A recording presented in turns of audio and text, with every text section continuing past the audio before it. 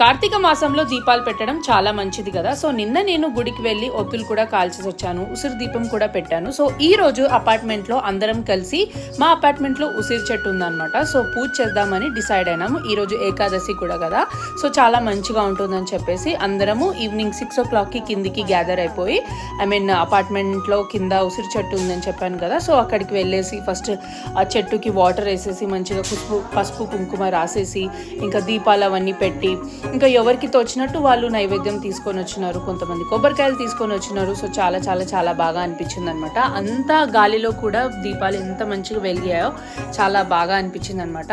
So మీరు కూడా blessings తీసుకోండి. చూసే వాళ్ళందరూ బాగుండాలని కోరుకుంటున్నాను. ఇంకా అందరూ కూర్చొని గోవింద నామాలు ఇవన్నీ చదివారనమాట. చాలా బాగా అనిపించింది. సో వీడియో ఫస్ట్ టైం చూస్తున్నట్లయితే సబ్స్క్రైబ్ చేసుకోండి. ఒకవేళ వీడియో నచ్చినట్లయితే లైక్ కూడా చేసేయండి. బాయ్.